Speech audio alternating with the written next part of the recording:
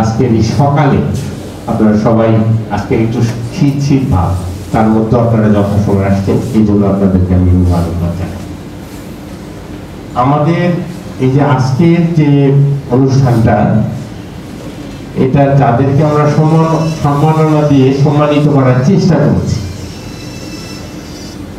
এটা প্রথম যদি বলি হাকিম হাবিবুর রহমান আখুনজাদা, উনি আমার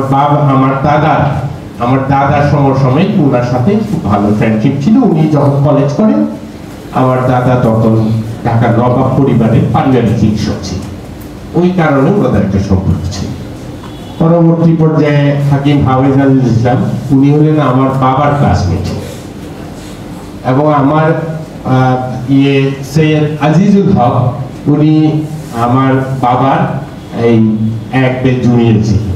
হাকিম নাসরুল্লাহ স্যার, উনি ছিলেন 2 থেকে 3 বেজ জুনিয়র ছিলেন। হাকিম নাবাদাতি সাহেব, উনি ময়মনসিংহে ছিলেন, ওনার বাবাও খুব বড় যাদের ছিলেন, হাকিম ছিলেন।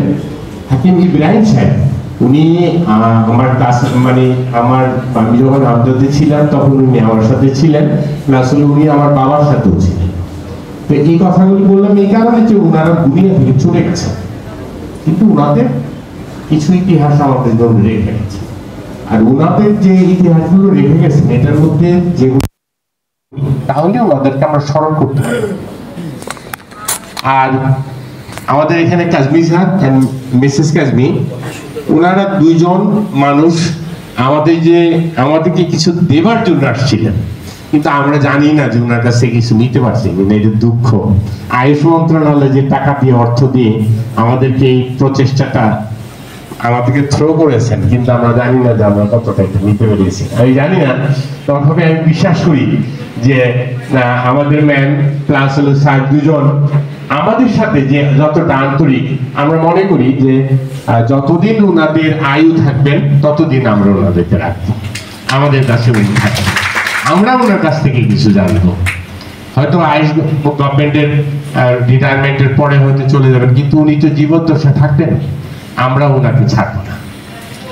এরপরে যে কথাটা বলছিলাম যে কালাম পাটোয়ারি স্যার অনেকগুলো ধারাবাহিক বই লিখছেন, মাসুদ চেষ্টা করেছেন। আমি মাসুদকে মোবারকবাদ জানাই যে আমাদের মধ্যে খুব অল্প বয়সের মধ্যে হাকিম মাসুদ, উনি কিন্তু চেষ্টা করছে। কি হচ্ছে না হচ্ছে সেটা পরের ব্যাপার, যারা পাঠক তারা বলবেন এখানে। প্লাস হলো আমাদের মধ্যে আরো কিছু স্টুডেন্ট আছে, এরাও কিন্তু চেষ্টা করতেছে। যেমন আমাদের হাকিম সাইদ ইস্টার্ন কলেজ থেকে পাশ করা একজন, নামটা বলে গেলাম ওর, আরিফ হাকিম আরিফ, সেও চেষ্টা করছে।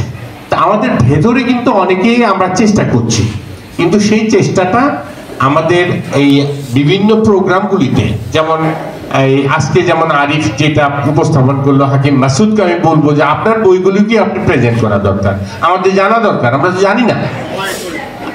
এখন সময় কোথায়, এটা তো অজুহাত।